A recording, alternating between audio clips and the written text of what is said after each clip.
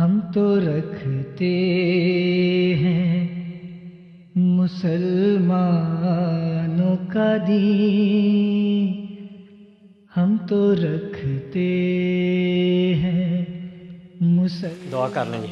مسلمانوں کا دین۔ By the grace of Allah the Almighty, another blessed session of Sohbat-e-Salihin was held. Joining the National Amla was Maulana Hadi Ali Chaudhry Sahib. جماعت کی duty میں اخلاص، نیکی، commitment اور خدمت، اور آپ لوگوں کا نام ہی خادم ہے۔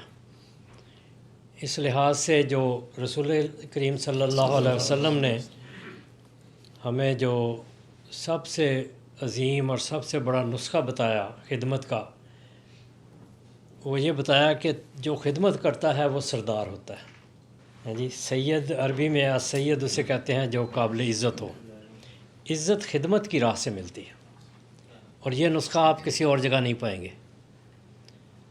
یہ دنیا کا اصول ویسے یہی ہے، جو زیادہ خدمت کرتا ہے اس کی عزت ہوتی ہے۔ کسی کمپنی میں کوئی آدمی ہے، کام کر رہا ہے اور اس کے لیے پوری ڈیووشن اور کمٹمنٹ کے ساتھ کرتا ہے تو اس کی عزت ہوتی ہے۔ لیکن یہاں سرداری ملتی ہے خدمت کی وجہ سے، اور مجھے علم ہے، امید بھی ہے، پتہ بھی ہے کہ آپ خدمت کرتے آئے ہیں، اسی وجہ سے آپ یہاں پہنچے ہیں اور آگے بھی کریں گے انشاءاللہ۔ اللہ تعالیٰ سب کو توفیق عطا فرمائے۔ Murabbi Sahib imparted the following wisdom on the importance of upholding our oaths. اور جماعت کا کام تو ویسے ہی ربڑ کی طرح جتنا ملتا جائے کھینچتے جائیں وہ کھینچی جاتے ہیں۔ ہاں جی، تو اس میں آپ لیتے جائیں، جتنا آپ کریں، کام کریں، دن رات کریں۔ اور میں صرف یہ نصیحت کی وجہ سے نہیں کہہ رہا، میں اپنا یعنی زندگی کا عمل ایسا رکھتا ہوں۔ میں نے وہ تجربے کیے ہیں جو شاید آپ سوچ بھی نہیں سکتے۔ اتنی محنت کرنی پڑتی ہے، اور اس کی وجہ صرف یہ ہے کہ کمٹمنٹ ہے۔ اور یہ میں آپ کو بتا دوں کہ وہ خادم یا وہ ڈیوٹی ہولڈر جو کمٹمنٹ نہیں کرتا، اس کی ورتھ ایک سنگل پینی کی بھی نہیں ہے۔ میں آپ کو ایک ڈیوٹی دیتا ہوں اور مجھے یہ ہے کہ اس نے کرنی ہے، یہ محتمم فلاں ہے، اس نے کرنا ہے، لیکن وہ نہیں کرتا تو میرے نزدیک اس کی قیمت ذرا بھی نہیں ہے، میں اس کو دوبارہ کام نہیں دوں گا۔ جلسہ سالانہ پر بڑے سینسٹیو جگہ پہ میں نے کام کیا، وی آئی پیز کے ساتھ، جو باہر سے منسٹر وغیرہ آتے تھے، دوسرے آتے تھے، تو اس میں جو ڈیوٹی والے ہوتے تھے، بچوں کا شوق ہوتا تھا خدام کا کہ ہم بھی اس شعبے میں کام کریں، تو لیکن جو جہاں بھی لیٹ ڈاؤن کرتا تھا ایک منٹ کے لیے بھی، میں اس کو کہتا یار آپ ادھر بیٹھیں۔ تو آدمی کی قیمت جو ہے اس کی کمٹمنٹ پر ہے، عہد پر ہے۔ تو جہاں آپ کو یا ڈیوٹی لینا وہیں معذرت کر دیں، اگر لینی ہے پھر چاہے آپ دن جاگیں، رات جاگیں، دو راتیں جاگیں، کام وہ مکمل ہونا چاہیے، ورنہ یہ ہے کہ آپ کی ورتھ کچھ نہیں ہے۔ اس لیے اللہ تعالیٰ نے قرآن کریم میں فرمایا ان العہد کان مسئولا، سب سے پہلے عہد پوچھا جائے گا، پورا کیا کہ نہیں۔ Murabbi Sahib then explained when someone is given an office or an opportunity to serve, how they should conduct themselves. جب آدمی کو عہدہ ملتا ہے تو جیسا میں نے عرض کی کہ یہ خدمت کی راہ سے ہے، رسول اللہ صلی اللہ علیہ وسلم نے فرمایا سید القوم خادمہم، تو اس میں حضرت صلی اللہ علیہ وسلم نے یہ بھی تعلیم دی ہے کہ بشروا ولا تعسروا، کہ لوگوں کا کام کرو کہ ان کو خوشی ہو، ان کے لیے آپ جیسے گلیڈ ٹائڈنگ دے رہے ہیں کہ آپ کا یہ کام ہے، ہم نے کر کے دینا ہے، اس کو اس میں خوشی ہو، ایز ہو، اس کے لیے آسانیاں پیدا کریں، نفرتیں یا مشکلیں پیدا نہ کریں۔ کسی بھی جگہ آپ کو ہو، بعض اوقات یہ مینٹالٹی ہوتی ہے اچھا یہ اب آیا نا میرے پاس، اب میں نے اس کا کام نہیں کرنا، میرے ساتھ اس نے پہلے یہ کیا تھا وہ کیا تھا، نہیں، یہاں جماعت کا کام ہے، اس نے جو بھی کیا آپ بشروا ولا تنفروا، یسروا ولا تعسروا، آسانیاں پیدا کرو، تنگیاں پیدا نہ کرو، یہ آن وسلم کی تعلیم، اور یہ ڈیوٹی ہولڈروں یا منصب والے لوگوں کے لیے، ان کے لیے۔ When the floor was open to questions, respected Sadr Majlis began by asking Murabbi Sahib about his time serving under Hazrat Mirza Tahir Ahmad, his habits and his schedule. اور سب کہ آپ کا کافی زیادہ وقت خلیفہ رابع رحمہ اللہ کی صحبت میں گزرا ہے. اگر آپ ہمارے سامنے بیان کریں کہ حضور کے روز و شب کیسے تھے اور ان کی مصروفیت کا کیا حال تھا. خلیفہ رابع رحمہ اللہ کی رفتار کچھ زیادہ تیز تھی، اور ہم نے سنا ہے کہ خلیفۃ المسیح ثانی رضی اللہ عنہ بھی اسی طرح ہی تھے ایک خاص وقت تک. حضرت صاحب کی زندگی میں ایک دور تھا جو خلیفہ رابع 82 میں آپ خلیفہ بنے ہیں، 82 سے لے کر 89 تک جو سپیڈ تھی وہ یعنی انبیٹیبل تھی. مطلب آپ کے ساتھ بھاگنا بڑا مشکل کام تھا یا جان مارنی پڑتی تھی. تو جو میں نے ابھی عرض کی نا، میں نے کافی مشکل کام کیے ہوئے ہیں، ان میں سے ایک یہ بھی تھا کہ صبح آ کے رات 11 بجے تک مسلسل. مجھے یاد ہے کہ حضرت صاحب 84 میں پرماننٹ آ گئے تھے کینیڈا لنڈن. اس سے پہلے 83 میں بھی آئے ہیں، آسٹریلیا وغیرہ کے دورے پر گئے تھے تو آ کے 1 مہینہ ٹھہرے. اس سے پہلے 82 میں ہی مسجد بشارت اسپین کا افتتاح تھا تو وہاں سے آ کے بھی 1 مہینہ ٹھہرے. تو مجھے ساتھ کام کرنے کی توفیق ملی، کوئی ریفرنس وغیرہ یا اور دفتری کاموں میں. تو 84 میں جب تشریف لے آئے تو بس ڈیوٹی تھی صبح جانا. ہم ویسے آتے 10 بجے تھے تو صبح لیکن رات 11 بجے جاتے تھے. خاص طور پر گرمیوں میں جو عشاء کی نماز تھی 10:30 ہوتی ہے وہاں پہ، تو اس کے بعد جاتے تھے. تو 4-5 سال بعد حضرت صاحب ایک دن کہنے لگے کہ آپ چھٹی کس دن کرتے ہیں؟ ہم نے کہا کوئی چھٹی نہیں کرتے، کوئی ہماری آئے نہیں، پورا ہفتہ آپ ادھر رہتے ہیں. تو میں نے دل میں سوچا روز دیکھتے تو تو کہنے لگے نہیں آپ نا ڈیوٹی کر لی نہ چھٹی کر لیا کریں اور آلٹرنیٹ دنوں میں کر لیں، جس دن آپ کریں اس دن آپ کے دفتر کا یہ آدمی نہ کرے. تو ہم نے باریاں رکھی تھی، میں ٹیوزڈے کرتا تھا. تو وہ جو تھا نا بچوں والا مسئلہ، تو اس کا یہ تھا کہ کوئی پوچھے کہ آپ کے بچے کتنے ہو گئے، ہم کہتے تھے اتنے ہو گئے. لوگ کہتے ہیں نا اتنا ہو گیا یا اتنا ہو گیا، ہم کہتے تھے اتنا. سویا دیکھے جب جاتے تھے سوئے ہوتے تھے، آتے تھے تو بہرحال وہ میری بھی مسکراہٹ آ گئی، حضرت صاحب بھی پھر مسکرائے. لیکن حضرت صاحب اپریشیٹ کرتے تھے کہ اللہ کا فضل سے ٹیم ایسی ہے جو کمیٹیڈ ہے. Murabbi Sahib then went on to explain the tremendous workload of Hazrat Khalifatul Masih IV and his day-to-day routine. اتنا کام ہوتا تھا، یعنی 2-3 مہینے تو اتنا نہیں تھا، لیکن اس کے بعد جب آنا خط و کتابیں شروع ہوئی، رپورٹس آنی شروع ہوئی اور ڈفرینٹ کام تھے حضرت صاحب کا، چونکہ کتابیں لکھنے کا علمی کام بھی تھا وہ بھی ساتھ ہم کرتے تھے. ایک کام شروع کیا تھا یہ حضرت مولوی شیر علی صاحب کا ترجمہ جو ہے اس کی ریویژن کی، اس لیے کہ خلیفہ وقت نے اس کو ویٹ کیا ہو، ریوائز کیا ہو اور اس کی بیس پر دوسری زبانوں میں ترجمے کی جائیں. تو اس کمیٹی میں بھی شامل تھا. تو یہ روزانہ میٹنگ ہوتی تھی شروع میں نا. جب یہ شروع کیا کام حضرت صاحب اپریل میں آیا تو میرا خیال جون کے قریب شروع ہو گیا تھا، لمبے دن تھے. تو مغرب اور عشاء کے درمیان 3-4 گھنٹے کا فرق تھا نا، عصر اور مغرب کے درمیان. تو اس میں بھی ہوتا تھا. تو بہرحال وہ بیٹھ کے اس طرح صوفوں پر لائبریری میں یہ کام کرتے تھے. تو مسلسل کام ہوتا تھا. تو حضرت صاحب سے ایک دفعہ مجھے بھی توفیق ملی 92 میں رشیا جانے کی. تو وہاں ہمارے رابطے ہوئے بعض کمپنیوں سے. ہم گئے تھے سیٹلائٹ کا ٹائم زیادہ لینے کے لیے. جسوال برادران تھے اس وقت NTA میں، تو ان کے ساتھ تو وہاں رابطے ہوئے. تو ایک ٹیلی ویژن نیشنل جو ٹیلی ویژن تھا رشیا کا، ان کی مینجمنٹ سے بھی ہماری ملاقات ہوئی، میٹنگ ہوئی تھوڑی بہت. تو ہم نے ان کو دعوت دی. وہ لنڈن اپنے کام آئے تو چونکہ ہماری دعوت تھی انہوں نے رابطہ کیا. تو میں نے کہا ٹھیک ہے میں آپ کو بھی ٹائم لے کے دیتا ہوں. میں حضرت صاحب کے پاس گیا، حضرت صاحب نے ٹائم دیا. آئے، انہوں نے پوچھا کہ خیر انہوں نے تصویر تو دیکھی تھی مگر ذہن میں اسی طرح تھا کہ یہ مذہبی آدمی ہے تو ٹپیکل اتنا کہ اس کا ایریا ہوگا، ذہن کا، سوچ کا ہورائزن مذہبی ہوگا سارا. تو وہ اسی موڈ میں انہوں نے ہلکی ہلکی باتیں شروع کی ٹیلی ویژن کے بارے میں، تو سیٹلائٹ وغیرہ. تو حضرت صاحب جب بات کرتے تھے تو وہ ایک دوسرے کی طرف دیتے کہ اس کو یہ بھی پتہ ہے، اس کو یہ بھی پتہ ہے. وہ ساری اس کی جو تھی نا مطلب یہ ہے کہ نیچر اس نالج کی، سیٹلائٹ کے اور کمیونیکیشن کے، سارا ٹرانسپونڈر وغیرہ اور یہ جس طرح اسپیس میں لے جاتے ہیں اور سارا. حضرت صاحب جب بات کرتے تھے تو وہ یعنی اخیر تک پھر ایک نے کہا کہ آپ یہ کیسے اتنا نالج ہے، اور ہمیں آپ بتائیں کہ آپ دن میں کیا کرتے ہیں. حضرت سے شروع ہو گئے. تو کہتے میں 3:30 بجے، ان دنوں گرمیاں تھیں، کہنے لگے کہ 3:30 بجے شروع ہوتا ہے، میں اٹھ کے نفل پڑھتا ہوں، پھر نماز ہوتی ہے صبح کی فجر، اس پہ چلا جاتا ہوں، تو آ کے تلاوت کرتا ہوں، 15-20 منٹ تلاوت کرتا ہوں. اس کے بعد میں چینج کر کے واک کے لیے جاتا ہوں. وہاں سے آ کے میں نہاتا ہوں، ناشتہ میں خود اپنا سیریل وغیرہ یا یوگٹ وغیرہ وہ خود کرتا ہوں اپنا الگ بنا کے.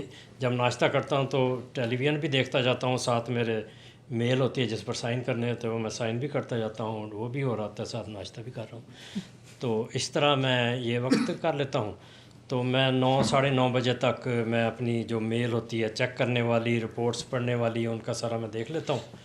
تو 10 بجے میرا سٹاف آ جاتا ہے، تو اس کے ساتھ پھر میں جو گائیڈنس دینی ہے، نوٹس لکھانے ہیں یا میسیجز دینے ہیں، وہ میں سارا پرائیویٹ سیکرٹری کو یا دوسرے ڈپارٹمنٹس کو دیتا ہوں.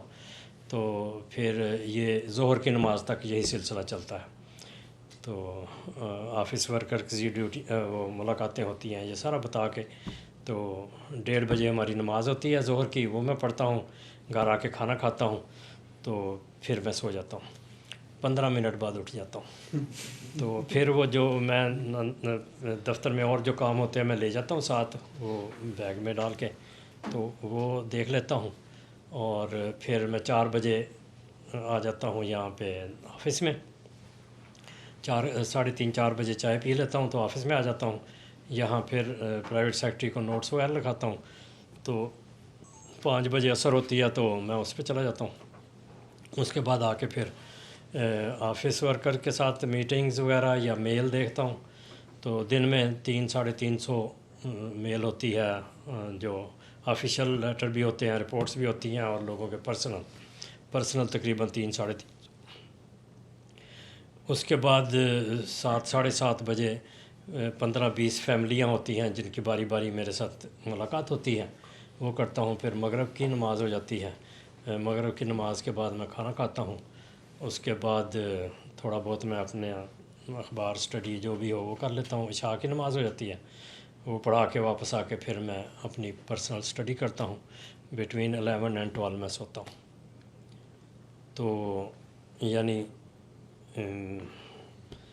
یہ جو ہے اگر 11 بجے سوئیں تو 3:30 بجے تک 4.5 گھنٹے بنتے ہیں، اور 15 منٹ دوسرے. تو تقریباً یہ حضرت صاحب کی نیند تھی ساری.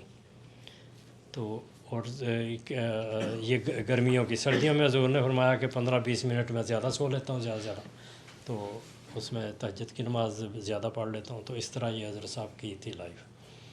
اور یعنی کسی جگہ چاہے وہ بخار ہو، زکام ہو، بعض اوقات آنکھیں سرخ، ناک سرخ، اور رومال رکھا ہے اس سے ناک بھی صاف کر رہے ہیں لیکن کام کری جا رہے ہیں، ڈکٹیشن دیتے جا رہے ہیں.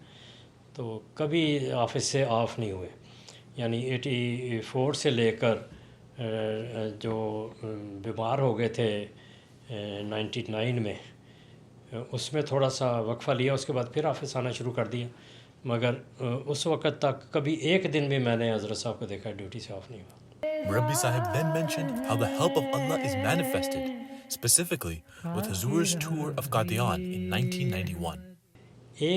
یعنی اللہ تعالیٰ کی تقدیر کے بھی بڑے عجیب رنگ ہیں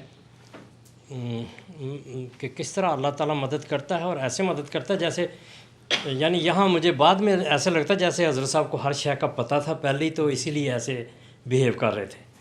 مگر جس سچویشن میں ہم گزر رہے تھے نا، اس میں وہ انتہائی تنگی اور ٹینشن اور ٹینس تھا ماحول. وہ یہ تھا کہ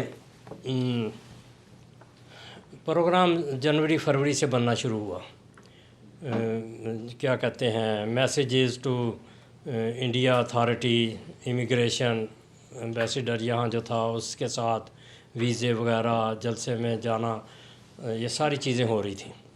تو اخیر جب اپروول ہوئی مارچ اپریل میں، گرین سگنل ملا کہ سب کو ویزے دیں گے اس کے لیے، تو حالانکہ وہاں سکھوں کے رائٹس ہو رہے تھے اور قتل و غارت بھی تھی، بلکہ ان دنوں میں بھی یہ ہمارے گھانا کے ایک چیف جسٹس تھے، وہ بھی آئے ہوئے تھے وہاں پہ وہاب آدم صاحب امیر صاحب کے ساتھ۔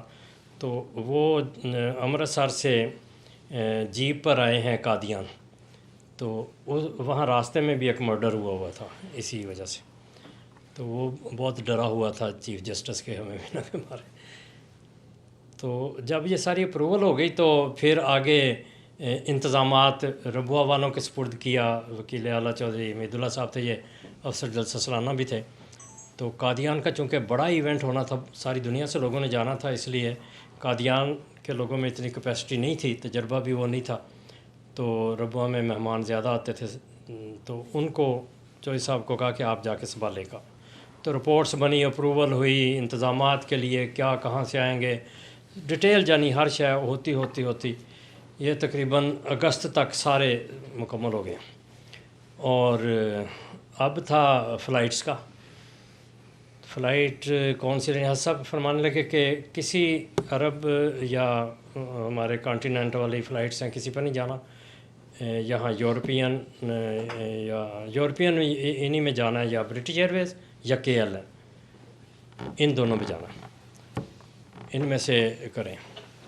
اب کرسمس والے دن تھے، یعنی دسمبر کا اینڈ تھا، تو ستمبر میں ہم نے حضرت صاحب کی اپروول ہوئی تو اپلائی کیا، تو اس میں کام کر رہا تھا، تبشیر میں تھا میں، اور یہ ہمارے بشیر خان صاحب ہیں نا آپ کے، ان کے والد صاحب آفتاب احمد خان امیر تھے UK کے، ہم دونوں کام کر رہے تھے۔ تو ہمارے ایک برٹش ایئر ویز میں شاہد ملک صاحب ہیں، تھے پہلے، اب نہیں ہیں، وہ سٹاف ٹریول یعنی جو ان کے فلائٹوں کو بک کرتے، یعنی پیک کرتے ہیں نا سارے ٹریولرز کو، سیٹیں بک کرتے ہیں، اس ڈپارٹمنٹ میں تھے، سٹاف ٹریول کہتے ہیں اسے، تو اس میں تھے۔ تو ان کی واقفیت یا اپروچ اچھی تھی، ان سے ہم نے خود بھی کر رہے تھے سارا، KLM کے لیے ہم ہالینڈ والوں کو میسیج دیا ہوا تھا، ادھر سے ہیڈ آفس سے کریں، لیکن حالت یہ تھی کہ 6-7 سیٹوں کے علاوہ نہیں تھی مل رہی، نہ KLM میں۔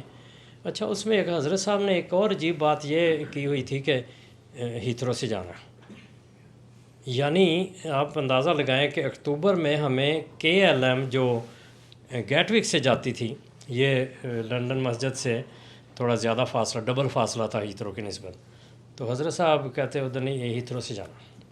اب یہ جو میں نے بات کی تھی نا، بعض اوقات حضرت صاحب جو بات کرتے تھے وہ لگتا تھا کہ پتہ نہیں کیوں اتنا ہے، حالانکہ ہیتھرو گیٹوک جانے میں 10 منٹ 15 زیادہ لگنے تھے۔ لو جی، اخیر پہ جاتے جاتے ہم نومبر کے اینڈ تک پہنچ گئے، مڈ نومبر، اور کوئی سیٹ نہیں ان 2 فلائٹوں میں۔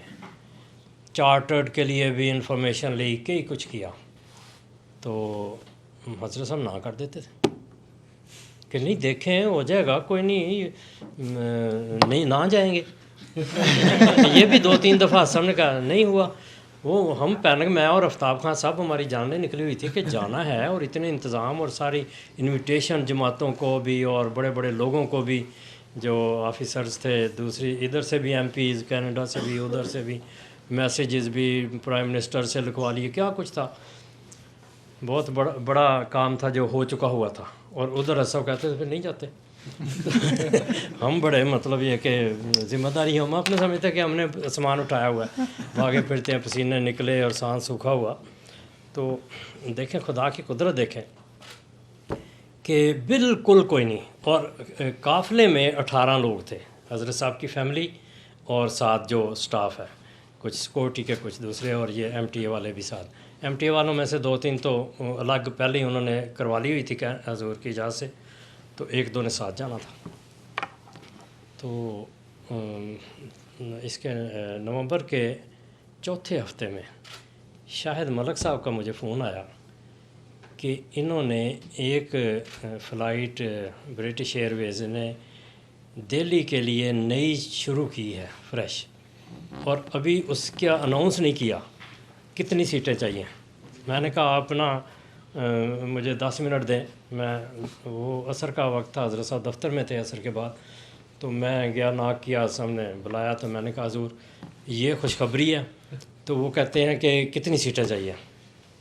حضرت صاحب نے فرمایا کہ قافلے کی ساری سیٹیں ان کو ریزرو کرے، اس کے علاوہ بھی 10-15 کر لیں، لیکن تم ایسے کرو کہ جماعتوں کو اطلاع کرو، امریکہ، کینیڈا، یورپ، ساروں کو، کہ جس نے میرے ساتھ سفر کرنا ہے لنڈن اس تاریخ تک آ جائے اور اپنی کمٹمنٹ دے دیں، ہم اس کی سیٹ بک کر لیتے ہیں. اچھا 40 لوگ اس فلائٹ میں، جو تاریخ حضرت صاحب کہتے تھے کہ دسمبر کے مڈل میں جانا ہے، کیونکہ 20-21 دسمبر سے پروگرام شروع تھے، کوئی دہلی میں پروگرام تھا، کوئی وہاں تھے. تو مڈ دسمبر میں ہمیں فلائٹ کرنا، پھر کہنا کہ نہیں جا سکتے، نہ جائیں. لیکن ادھر سے جب یہ آیا تو ناروے بہت سارے لوگ کرا چکے تھے اپنی، چونکہ پہلے کرانی ہوتی ہے کرسمس کی وجہ سے، تو وہ گرمیوں سے پہلے کروا چکے ہوئے تھے. تو جب یہ اعلان ہوا تو لوگ بھاگے ہیں. پھر تو 18 ہم لوگ تھے یو کے کچھ مل کے، تو یہ 40 لوگ تھے جو اس وقت حضرت صاحب کے ساتھ فلائٹ میں گئے. تو اب یہاں پہ اچھا یہ جو اسکیجول کی انہوں نے، یہ 3-4 سال پہلے وہ اس پہ کام کر رہے تھے. اچھا یعنی فلائٹ کو جاری کو اس میں کرنا پڑتا ہے، سارے اس کے سٹے وغیرہ یا راستوں وغیرہ کی ساری ان کو منظوریاں لینی پڑتی ہے. بہرحال وہ کہیں چلتے چلتے ہیں اس وقت وہ اناؤنس ہوئی، تو اس سے پہلے ہماری سیٹیں بک ہو چکی تھیں. آرام سے گئے اور آرام سے آئے. الحمدللہ. تو یہ تائید ہوتی ہے خدا کے ساتھ.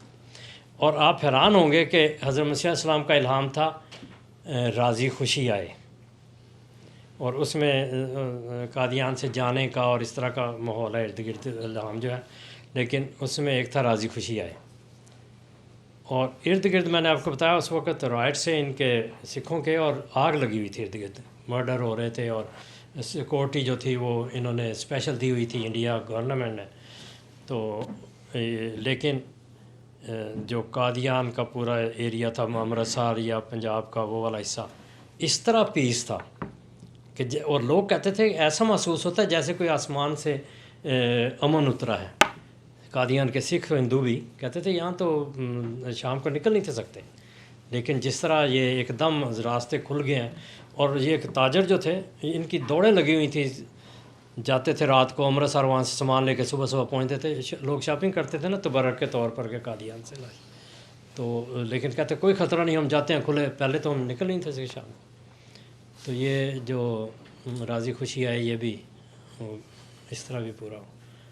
Hazur's presence in Qadian was a source of love, not only for Ahmadis, but also for the locals as well. فجر کے بعد حضرت صاحب سیر کے لیے جاتے تھے، مختلف جگہیں پرانی دیکھتے تھے جہاں وہ کھیلتے تھے یا گزرتے تھے. قبرستان یہ وہ بشتی مقبرہ الگ تھا، دوسرا قبرستان الگ، حضرت چودھری ظفر اللہ خان صاحب کی کوٹھی، نواب محمد علی خان صاحب، مختلف جگہ جاتے تھے.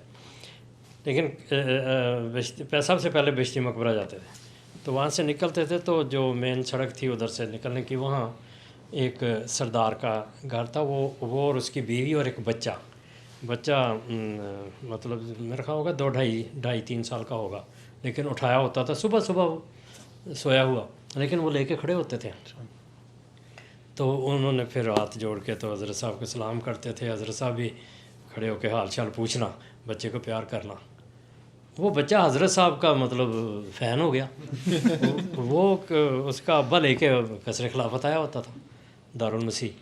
تو کہتا یہ ٹھہرے، کہتا ہے ظہور نو ملنا، ظہور نو ملنا. آپ حیران ہوں گے کہ ایک دفعہ عشاء کے وقت حضرت صاحب عشاء کے لیے نکلے ہیں، ہم بھی نماز پڑھ کے ہم آ جاتے تھے باہر، کام شام سارا پیپر ورک کرنا ہوتا تھا.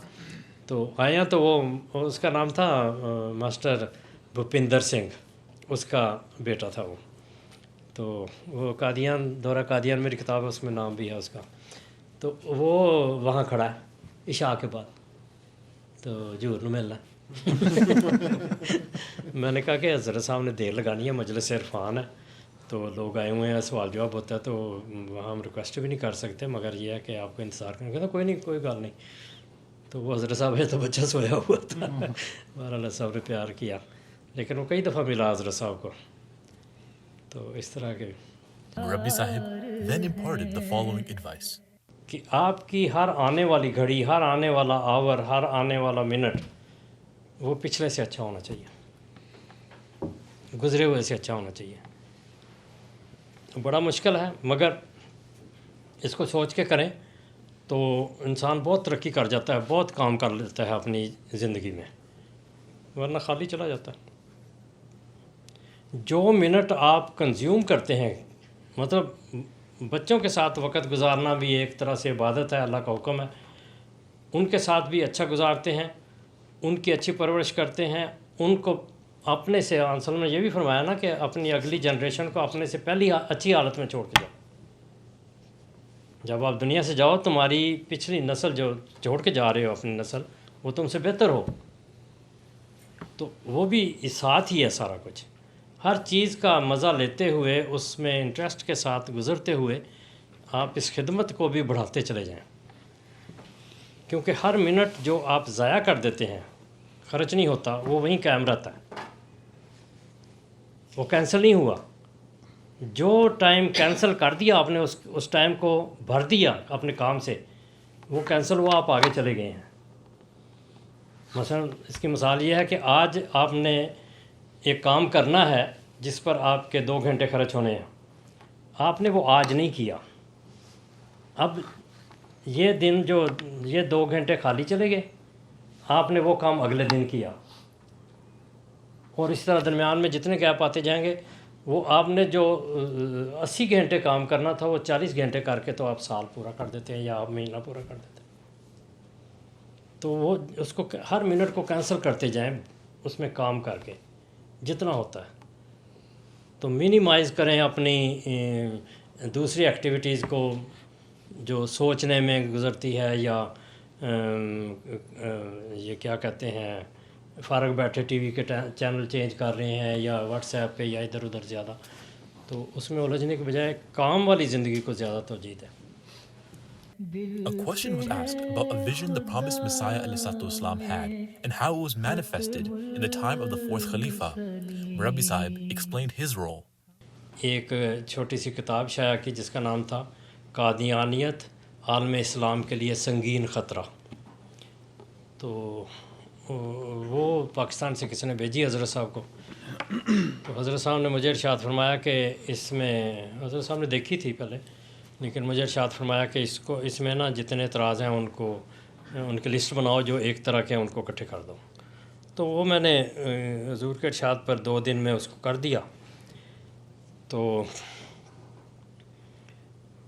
پھر کر کے میں نے حضرت صاحب کی خدمت میں پیش کر دی لسٹ، تو حضرت صاحب نے اپنے پاس رکھی، کوئی ہفتہ 2 ہفتے رکھی، تو حضور نے کوئی ترتیب بدلی، اور بھی کچھ نوٹس بھی تھے ساتھ، تو مجھے فرمانے لگے اس کو آپ سیٹ کر کے تو مجھے دے دو، میں نے دے دی۔ تو پھر اگلے دن یا 1-2 دن بعد فرمانے لگے کہ اس پر میں چاہتا ہوں کہ خطبہ جمعہ میں ان اعتراضات کے جواب دوں، تو مجھے کہنے لگے تیار ہوں، میں نے کہا جو ارشاد ہوں۔ تو وہ حضور پھر اس کے لیے جو اعتراض تھے، مجھے کافی تھا کہ اس کے لیے یہ ریفرنس ہے، یہ دلیل ہے، جو میں نے اسٹڈی کی ہوئی تھی اس کے مطابق حضور کے ساتھ کام کرتا بھی رہا ہوں ایلیگیشن کے جوابات کے لیے۔ تو وہ حضرت صاحب نے پھر شروع کر دیا خطبہ۔ پہلا ایک انٹروڈکٹری خطبہ تھا، یہ 85 کی بات ہے، غالباً جنوری کا تھا شاید، تو اس میں پھر ایک اعتراض لے کے 2 اعتراض اکٹھے کر کے یا 3 اعتراض اکٹھے کر کے خطبے میں جواب دیتے تھے، تو اس کے لیے جو مٹیریل چاہیے ہوتا تھا، ریفرنس وغیرہ، وہ میں اکٹھے کرتا تھا، تو وہ چاہے حدیث کے تھے، تفسیر کے تھے، علم کلام کے تھے یا فقہ کے تھے، جو بھی تھے وہ میں ریفرنس دے دیتا تھا۔ تو یہ منڈے کو حضرت صاحب دیتے تھے کہ یہ اعتراض کرنے اب، اور وینسڈے تک یعنی تیسرے دن میں مواد اکٹھا کر کے فائل میں بنا کے دے دیتا تھا، تو حضرت صاحب اس کو چیک کر لیتے تھے۔ نہیں ایسے نہیں تھا، جمعے والے دن ہی شام کو میٹنگ ہوتی تھی حضرت صاحب کے ساتھ کہ آئندہ یہ کرنا ہے، وہ میں منڈے تک جواب دے دیتا تھا۔ تو منڈے کو حضرت صاحب دیکھ کے تو مجھے وینسڈے کو دیتے تھے واپس کہ اس میں یہ چینج کر دو، فلاں والا رکھ لو، اس میں اور ڈال دو، حضرت موسیٰ علیہ السلام کی یہ ایسی تحریر جو ہے وہ ڈال دو، اور یہ جو یہ نکال دی ہے میں نے، تو اس طرح ہم سائڈ پہ کر دیتے. تو اس پہ پھر اگلے دن بھی کوئی اگر ضرورت ہوتی تو حضرت صاحب پوچھ لیتے تھے، ورنہ جمعے والے دن میں صبح فجر کے بعد ناشتہ کر کے جلدی آ جاتا تھا، دفتر میں بیٹھ جاتا. تو حضرت صاحب 9 بجے کے قریب تقریباً بعض اوقات فون کر لیتے تھے کہ وہ بھی مجھے عبارت نکال دو، تو وہ بھی میں فٹافٹ کر دیتا ہوتا تھا. تو اس وقت یہ سارا کام مینول تھا، کوئی یہ سرچ انجن وغیرہ نہیں تھے، بالکل کتابوں سے نکالنا، بھاگ دوڑ ادھر ادھر، تو وہ کر کے پھر فوٹو کاپی کر کے پھر اس کو کاٹ کے صاف کلیئر پیج پہ پھر وہ سب کو دیتے تھے. تو یہ پھر حضرت صاحب خطبہ دیتے، پھر اگلے ہفتے کے لیے چلتا تھا. تو یہ ہوتا رہا. جب آخری خطبہ دیا نا تو یعنی اعتراض سارے ختم ہو گئے، تو ہمارے ڈسکا کے امیر تھے اس وقت حمید اللہ خان صاحب. تو یہاں ملک حمید صاحب ہیں محمود کریسنٹ پر، ان کے وہ کزن تھے. تو ان کا اسی دن جب آخری خطبہ دے کے حضرت صاحب آئے ہیں، تو جو میل حضرت صاحب کو بیگ پیک ہو کے گیا اس میں ان کا خط تھا یہ.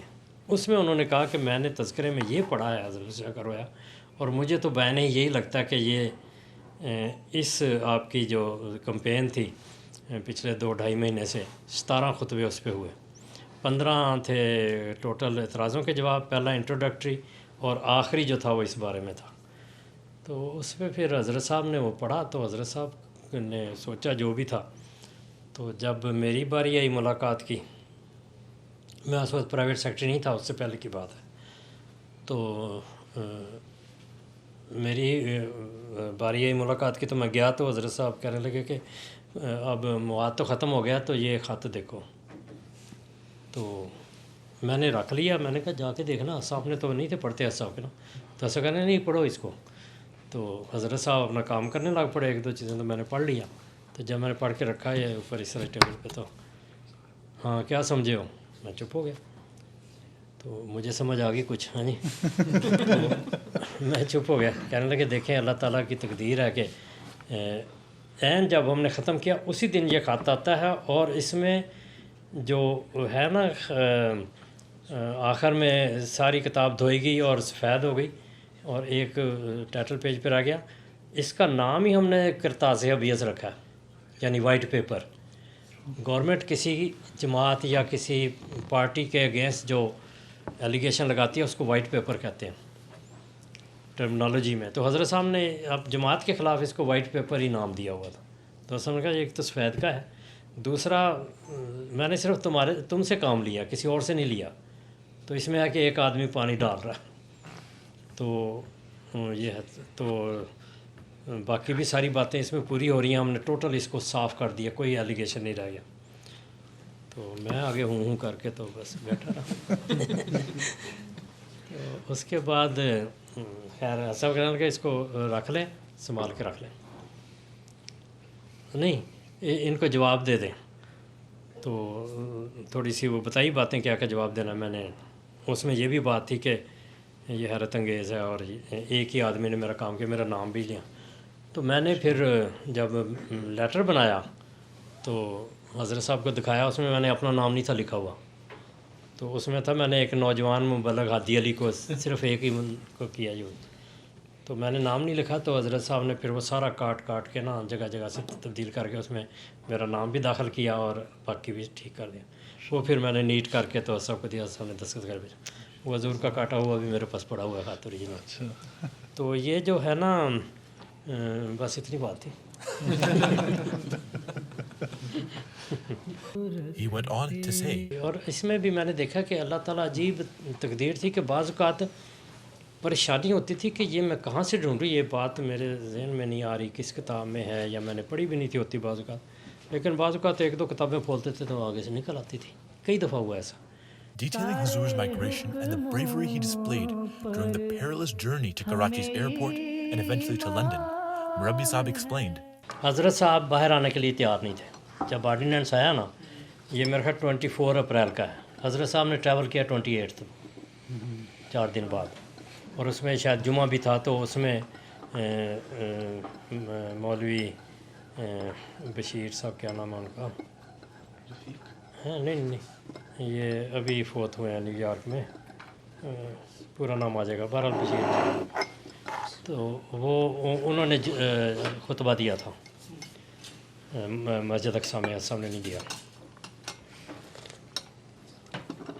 تو حضرت صاحب کا تھا کہ میں جو بھی ہو اس پہ جماعت کے لیے قربانی دوں گا، اور یہ جتنے بھی جماعت کے بڑے لوگ تھے وہ سارے مشورہ یہ دے رہے تھے کہ آپ کو اس ملک میں نہیں ٹھہرنا چاہیے، ذرا بھی آپ بات کریں گے یا کوئی کام کریں گے تو یہ آپ کو اریسٹ کرنے کے لیے آ جائیں گے، تو اس لیے خلافت کا کام چلانے کے لیے اب یہ جگہ نہیں ہے۔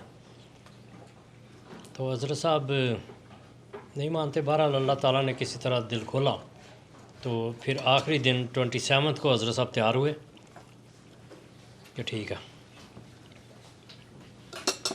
تو اس میں رات کو جو اس کی تیاری میں یہ تھا کہ لاہور سے 3 گاڑیاں، 3 اچھے خدام کی جو تھی اچھی گاڑیاں تھیں، ان کو بلوایا، اور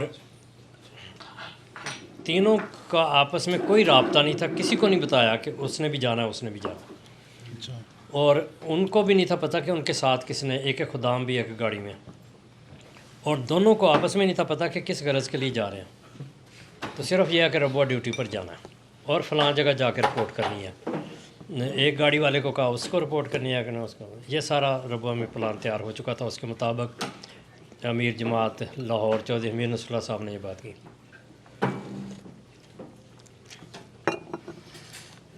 حضرت صاحب قصر خلافت سے نکل کے رات کو حضرت میاں بشیر احمد صاحب کے گھر میں چلے گئے تھے،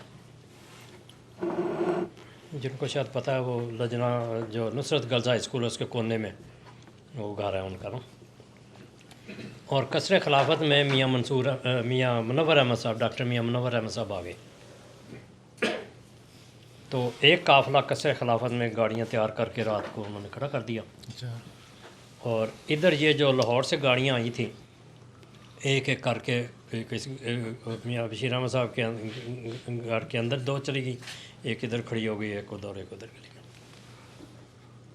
تو صبح 3-4 بجے، مجھے اب ٹائم یاد نہیں ہے، 12 فجر سے پہلے وہ نکلے، تو یہ جو قافلہ تھا حضرت صاحب والا، یہ ایسے ہی گاڑیاں جیسے جڑ کے نہیں چل رہی، فاصلے پر، پہلے ایک گزر گئی، تو وہ لالیاں سے جا کے ادھر سے جو روڈ جاتی ہے جنگ کی طرف، ادھر سے گئے ہیں بجائے چنوٹ جانے کے، تو کراچی جانا تھا، تو ادھر سے ان کا سفر شروع ہو گیا۔ راستے میں حضرت صاحب نے خود بیان کیا کہ فقیر کھڑے تھے وہاں، سڑک ریپیئر ہو رہی تھی، تنگ تھی، تو اس کے پاس نا فقیر کھڑے ہو گئے تھے، تو حضرت صاحب چونکہ اگلی سیٹ پر بیٹھے تھے ڈرائیور کے ساتھ، تو حضرت صاحب کی نظر گئی تو وہ فوجی بوٹ تھے، ان کے فقیروں کے بوٹ فوجی تھے، اوپر پھٹے کمبل وغیرہ لے تھے، کیا کہتے ہیں، جس طرح نا صبح کی ٹھنڈ تھی، اتنا میرا خیال اپریل کا موسم کوئی اتنا ٹھنڈا تو نہیں ہوتا، لیکن کمبل شمبل حضرت صاحب نے بتایا انہوں نے لیے ہوئے تھے، چہرے چھپائے ہوئے تھے۔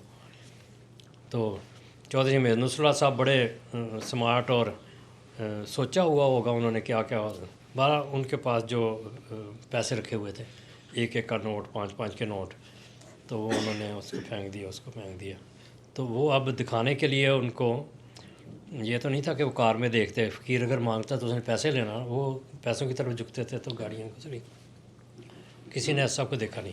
اور حضرت صاحب نے پگڑی اتاری ہے، سفر میں عموماً سب پگڑی اتار دیتے تھے، شروع میں نا رخصت ہوتے پھر پگڑی اتار دو، وہاں بھی اتاری ہوگی مجھے نہیں پتہ، لیکن صاحب نے اس وقت کمیٹی میں یہ فرمایا تھا کہ میں نے بالکل چھپ کے نہیں جانا، یہ ٹھیک ہے کہ جس طریقے سے بچنا چاہیے وہ بچوں گا، لیکن اسی لباس میں جاؤں گا، یہ نہیں کہ میں کوئی چادر لے کے یا کسی طریقے سے، وہ نہیں۔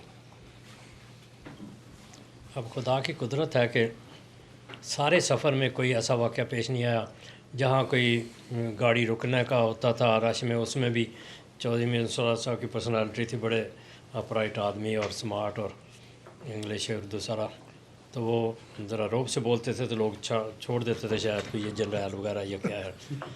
तो एक जगह बल्कि नहर का वो गेट भी लगा हुआ था, नहर के किनारे से भी कुछ सफ़र किया, तो वहाँ भी वो नहीं था खोलता, चौधरी साहब निकल के उन्होंने ज़रा दबका मारा तो उसने खोल दिया, तो वो चले गया। तो इस तरह वो आगे तो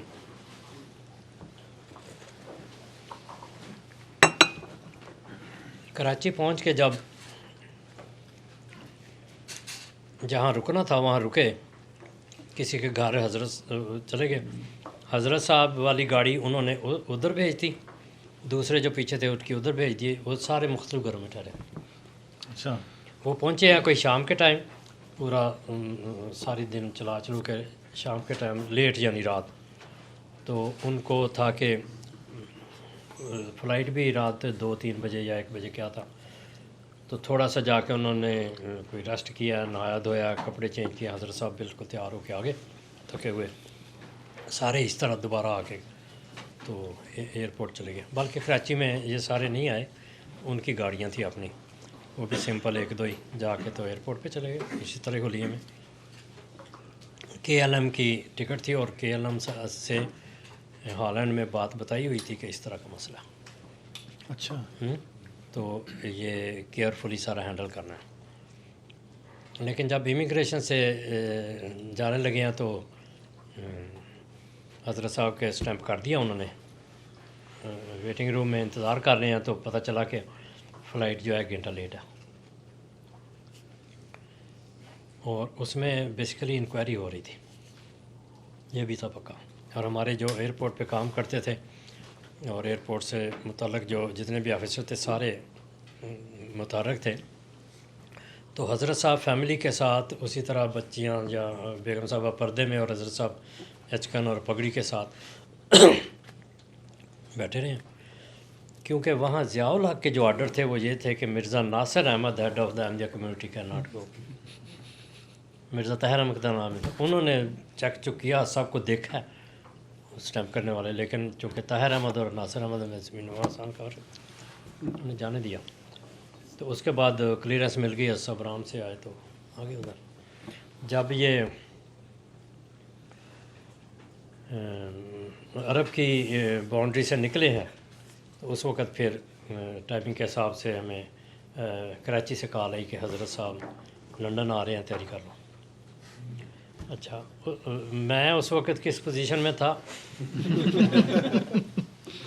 मेरी ड्यूटी थी, एक कमेटी थी जिसमें आफ्ताब खान साहब तो उस वक़्त अमीर नहीं थे, ये जो जिनका कादियान के हवाले से मैंने बात की थी ना, चौधरी अनवर कालन साहब थे ये थे अमीर, नहीं अताल मजीद साहब राशिद अमीर और मिशन इंचार्ज थे। चौधरी अनवर कालन साहब, आफ्ताब खान साहब, नज़ीर डार साहब, हिदायतुल्लाह मंगवी साहब और मैं, ये एक कमेटी थी हज़रत साहब ने वहीं से रबुआ से बनवाई थी कि जो इन्फॉर्मेशन जमात के ख़िलाफ़ मिलती है ना मरकज़ में, वो अखबारों की कटिंग या जिस तरह भी इंफॉर्मेशन है वो लंदन आती थी पायलट्स के ज़रिए से। बहुत सारे यानी एयरपोर्ट वाले या और क्रू वाले जो भी थे, पायलट नाम ही हो, वो बारी बारी अपनी बारियां लंदन के लिए रख के ना ट्रैवल करते थे और ये इन्फॉर्मेशन लाते थे। तो हफ्ते में 2-3 दिन आती थी, मेल आती। ये यूसुफ साहब है ना हमारे जो अमीर थे इस इलाके के, ये भी उस वक़्त आते थे डाक लेकर। तो वो फिर ये कमेटी के सपोर्ट था कि उन्होंने लेटर शेटर तैयार करके इन्फॉर्मेशन के मुताबिक समरी बना के साथ वो कटिंग लगा के तो भेजनी होती थी सारी जमातों को, और वो फिर आगे अपने जजेस को, लॉयर्स को, MPs वगैरह जितने भी लोग थे उनको आगे डिस्ट्रीब्यूट करते थे जमात के इन्फॉर्मेशन के लिए। तो ये हज़रत साहब ने एक वहाँ से किया।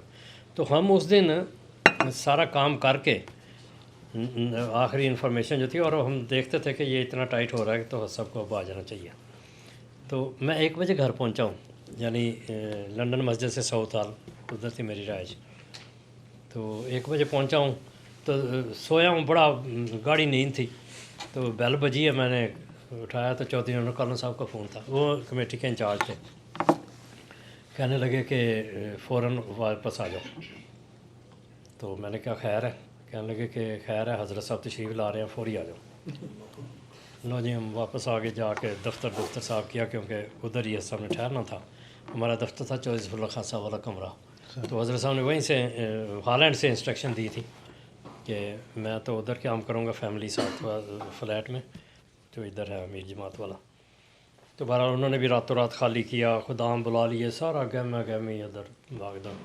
تو ہم نے بھی سارا دھو کے سارا صاف کیا. بہرحال تو وہ میری ڈیوٹی اس کمیٹی میں تھی. تو بہرحال یہ ایک سب کی آمد تھی. سب کو دیکھا میں نے. اچھا ہالینڈ بھی پھر جماعت کے لوگ وہاں, اچھا وہاں 1 گھنٹے کا اسٹے تھا, فلائٹ چینج ہونی تھی ہالینڈ سے دوسرا کے علم کا یہاں لنڈن آنا تھا. تو انہوں نے امیر صاحب نے کہا صاحب سے کہ اگر اجازت ہو تو ہم اس سے اگلی والی فلائٹ میں بکنگ کروا لیں. ہم تو یہاں لوگ آ رہے ہیں ابھی, ان کو پتہ چلا, کیونکہ ہالینڈ میں جہاں سے بھی آئیں تو 1-1.5 گھنٹے میں پہنچ جاتا آدمی, چھوٹا سا ملک ہے. تو بہرحال انہوں نے ملاقاتیں کر لیں, تصویریں کھنچوا لیں حضرت صاحب کے ساتھ. تو پھر سب تشریف لائے. زور کی اذان کے وقت ہی تقریباً ٹائم تھا. سب تشریف لائے بالکل تھکے ہوئے اور چہرہ تھکا ہوا بالکل, مگر ویسے اسٹرانگ بات کر رہے ہیں.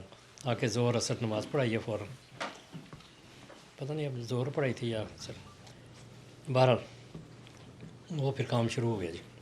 3 دن حضرت صاحب کچھ خط لے آتے تھے, نیچے دے جاتے تھے, اور چودھری امیر نصر اللہ صاحب بھی ادھر ٹھہرے. بریگیڈیئر وکیل زمان صاحب بھی تھے ساتھ, کراچی سے وہ شامل ہوئے. شاید قافلے میں نہیں تھے وہ. بہرحال وہ آگے تو چودھری وکیل زمان بریگیڈیئر وکیل زمان صاحب جو تھے یہ اعظم میاں بشیر احمد صاحب کے داماد تھے. انہوں نے پرائیویٹ سیکٹری کا کام کیا. پھر چودھری امیر نصر اللہ صاحب نے کیا 3-4 دن, پھر وہ بھی چلے گئے. تو طاہر مجیب راشد صاحب نے کام لیا. اس کے بعد مسعود جیلمی صاحب پاکستان سے آ گئے, ان کے وارنٹ نکلے تو انہوں نے اپلائی کی. تو اس طرح پھر کام چل رہا. Regarding Jamaat matters and specifically sensitive information, Murabbi Saab gave the following advice. یہ بھی آپ خیال کریں کہ عام جو انفارمیشن ہوتی ہے اس کے تو نہیں مسئلہ, لیکن کسی پرسن کے بارے میں ہو تو گھر بات نہ کیا کریں. امور عامہ کی یا کسی کیس کے بارے میں یا کوئی کسی پرسن کے بارے میں ہونا, یا جماعتی کوئی ایسا پلان جس میں, تو وہ گھر نہ کیا کریں, جو مرضی ہو جائے. گھر کے سامنے ایسے ہی ہو, گھر والوں کے سامنے جیسے آپ بدھو سے آپ کو پتہ ہی نہیں چیزوں کا. اس سے بہت خرابیاں پیدا ہو جاتی ہیں بعض اوقات. ہمارے صدر مرکزیہ ہوتے تھے پہلے, یہ ملکوں میں صدارت نہیں تھی ہوتی, تو قائد ہی ہوتے تھے, نیشنل قائد. تو محمود بنگالی صاحب تھے ہمارے صدر خدام احمدیہ پاکستان میں. تو یہی ہنگاموں کی بات ہی تھی. 82 نہیں بس ٹھیک ہے, کوئی تو انہوں نے ایک بڑی سیکرٹ قسم کی میٹنگ بلائی ہوئی تھی. اس میں پلان چلان سارے, اور اوتھ لیا کہ کسی نے گھر جا کے نہیں بات کرنی. تو وہ ختم ہوئی. اس کے بعد انہوں نے اپنی جو 2-4 لوگ تھے نائب صدر وغیرہ, ان کے ساتھ تھوڑی دیر بیٹھے. تو انہوں نے کہا کہ چلو جا کے وہاں پان لے کے آتے ہیں دارالعلوم رحمت بازار سے. تو وہاں چاچے گامے کی دکان پر ان کو پتہ چلا کہ آج یہ ڈسکس ہوا. وہاں کسی آدمی نے بڑا بلا تکلف کہ اے پلان بنیا. When asked how the London Jamaat was not as administratively strong as the Markaz in Rabwa, Murabbi Saab explained that it is Allah's fazl that allows the Jamaat to prosper under such circumstances. جب حضور تشریف لائے ہیں you کے میں, تب تو وہاں پہ نظام اتنا مضبوط نہیں تھا, اور ساری چیزیں جو کہ پاکستان میں اسٹیبلش تھیں, تو پھر وہاں پہ کیسے اسٹیبلش کیا اس چیز کو؟ اللہ تعالیٰ کی تائید ہی ہوتی ہے, عزم ہوتا ہے, اور اللہ تعالیٰ غیر معمولی طاقت دیتا ہے. اور اس میں جو حضرت صاحب کے ساتھ کام کرنے والے ہیں اس میں فاصلے کی بات نہیں کہ ضرور ساتھ ہی کام کرنے والا ہو. کوئی بھی جو کرتا ہے اس کے ساتھ اللہ کی تائید ہوتی ہے.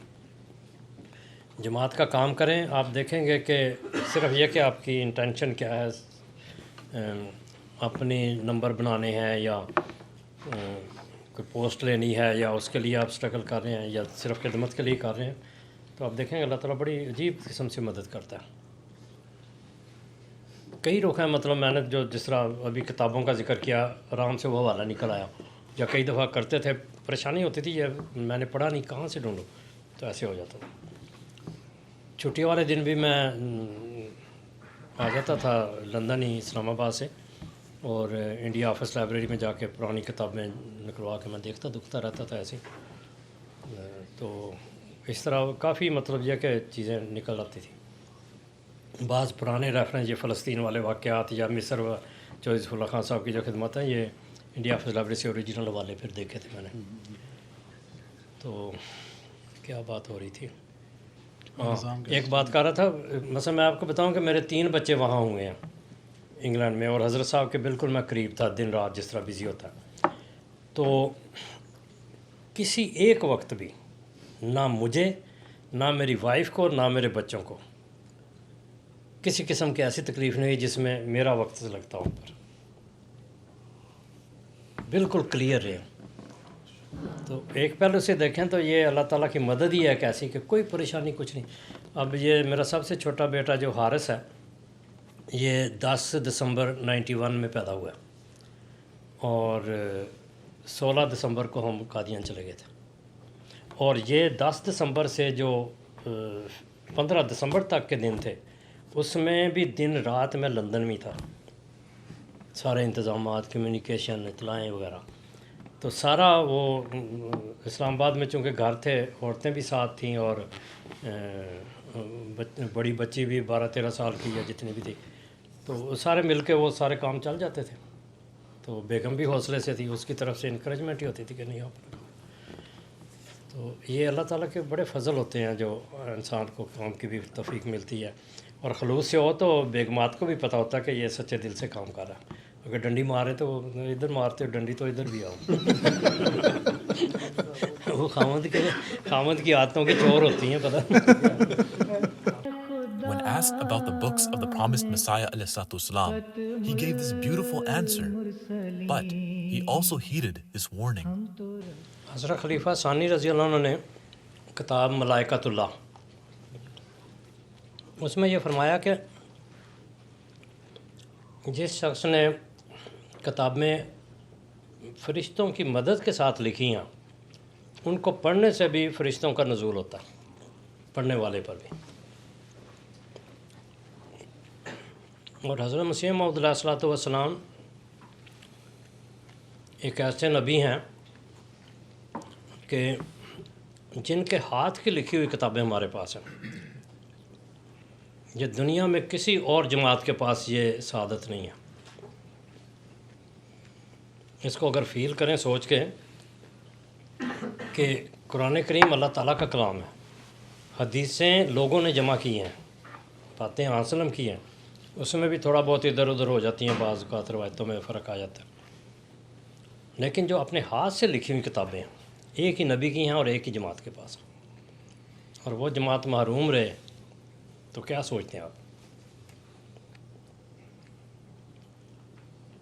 یہ میں نے ایک دفعہ یہ جو ہے نا ملفوظات 10 جلدیں، یہ حضرت صاحب کی باتیں ہیں، مجلس میں بیٹھ کے کرتے ہیں، اور جب آپ پڑھیں گے، اگر آپ نے کتابیں پڑھی ہوں تو آپ فیل کریں گے کہ یہ باتیں حضرت صاحب نے اس کتاب کے بعد لکھی ہیں، کہی ہیں۔ تو جو لکھتے تھے وہ عموماً مجلس میں آ کے بیان کرتے تھے، یا اس کی کوئی نہ کوئی بات آ جاتی تھی۔ بہرحال یہ تو ایک ضمنی چیز ہے، لیکن میں نے جس طرح پڑھی نا، وہ اس طرح تھا کہ اب میں صحابہ بیٹھے ہیں تو میں بھی ان کے پیچھے جا کے چھپ کے بیٹھ رہا ہوں، تو حضرت صاحب کی ڈائریکٹ باتیں سننے لگا ہوں۔ یعنی اپنے آپ کو حضرت مسیح صاحب کے مجلس میں بٹھا کے وہ ملفوظات پڑھی ہیں، اور آپ یقین کریں کہ بندے کے اندر اتنی بیماریاں یا اتنی نقص ہوتے ہیں روحانی کہ وہ لگتا تھا حضرت صاحب میرے ساتھ بات کر رہے ہیں اور میرا پتہ ہے حضور کو میری اس بیماری کا علاج کر رہے ہیں۔ تو یہ اس کا اثر ہے حضرت مسیح صاحب کی تحریر کا یا باتوں کا۔ تو مسیح جو ہے نا، مسیح لفظ اس میں ہی ہے کہ علاج کرنے والا، یہ اردو میں مسیحا، ڈاکٹر کو بھی کہتے ہیں. تو اس لحاظ سے یہ پڑھیں ضرور جتنا ہو سکتا ہے. بہرحال جی یہ اللہ تعالیٰ نے مجھے توفیق دی ہے, دعا کریں اللہ قبول کرے. میں نے آپ سے عرض کی تھی کہ میں نے بعض کام بڑے بڑے کیے ہیں, اور ایک دفعہ کام کر لیں نا جان ماری کر کے, وہ ساری عمر آپ کو لذت دیتا ہے, ساری عمر, چاہے وہ فزیکل ہے یا کسی طرح کا بھی ہے. کوئی اچیومنٹ ایسی کریں تو آپ کا ساری عمر لذت ہے. مثلا میں آپ کو بتاؤں, شاید آپ کو پتہ, کئی کو پتہ ہوگا کئی کو نہیں ہے, یہاں تو ہم بچوں کو بریڈ فورٹ تک چلا کے لے جاتے ہیں تو وہ بڑی مشکل ہوتی ہے. آپ گئے ہوئے ہیں نا؟ جی. کی خیال ہے پھر؟ ایک ہی دفعہ میں نے کنٹینیوس 135 مائل چلاؤں, 200 kilometers. Today I started after Fajr prayer, and next day the Azan of Isha was being called. I was at home, walking and running. سارے میرے جو پاؤں کے تلوے ہیں نا دونوں, پورا ایک چھالا تھا سفید. لیکن اور یہ تقریباً سارا چکر ربوا, چنیوٹ, پنڈی بھٹیاں, سکھے کی, سانگلا ہل, شاہ کوٹ, فیصلہ کھڑیاں والا, فیصل آباد, اور فیصل آباد سے ربوا. فیصل آباد سے پہلے بھی یہ تقریباً اگلی صبح یعنی سانگلا ہل کے بعد شروع ہو گئے تھے میرے چھالے پڑنے. لیکن جب فیصل آباد سے آگے ذرا نکلا ہوں تو پورے پاؤں جیسے تھے, یعنی چھالا اور درد, اور ذرا سا بھی کوئی کنکر یا کوئی چیز پاؤں کے نیچے آتی تھی تو ایسا لگتا دماغ میں جا کے لگ رہی ہے. لیکن میرا جو تھا ارادہ اور عزم, میں نے کہا نہیں آج شام کو گھر پہنچنا, دوڑیں لگا کے بھاگ بھاگ کے. تو اس کی لذت اب تک ہے. اس کا جو مزہ آتا ہے کہ ایک ریس تھی, اس میں مطلب کمپٹیشن تھا, ہمیں پابندی تھی کہ 5 گھنٹے ہم نے رات کو سونا ہے اس جگہ یا اس جگہ جہاں بھی کوئی پہنچے. تو ہم سانگلا ہل پہنچ گئے 5 لوگ, صبح اٹھ کے نکلے ہیں اکٹھے ہی. تو راستے میں آہستہ آہستہ وہ پیچھے ہونا شروع ہو گئے, کہیں ہم نے دوڑیں لگائی, کبھی تو کمپٹیشن بھی تھا. تو بہرحال میں ٹھیٹ تھا تو لیکن اس کی اب اسی وجہ سے میں بتا رہا ہوں کہ مجھے اس کی لذت ہے کہ ایک کام میں نے کیا. اسی طرح جلسے سلانے پر 2 دفعہ ایسا ہوا کہ آخری رات انہوں نے کام خراب کیا گورنمنٹ والوں نے. ہم نے 27 بینر میں نے ایک رات میں لکھے. جس طرح یہ دیوار ہے, ادھر ایک کپڑا ٹانگ دیتے تھے میرے ساتھی, میں ادھر لکھ دیتا تھا, ادھر ٹانگ دیتے 27. تو انہوں نے دیواروں سے مٹایا, ہم نے سڑک پر بینر لگا دیا خلیفہ ثالث کے کہنے پر, ایک رات میں. اور سارے دن کے ہم تھکے ہوئے تھے کام کر کر. ایک دفعہ انہوں نے گیٹ توڑ دیا, ہم نے وہ گیٹ پہلے سے اچھا بنایا. ساری رات پوری دھند اور سردی اور برا, جان ہمارے اندر تھی نہیں, لیکن لگے رہے. تو اس کی یاد اب بھی آتی ہے تو لذت آتی ہے. تو جہاں آدمی کمٹمنٹ کرے اس میں پھر پورا آخر تک لے کے جائے, آپ دیکھیں گے کہ ساری عمر اس کی لذت لے گئے. Unfortunately, as with all good things, this beautiful session too came to a close with a group photo. دل سے ہے خدا میں ختم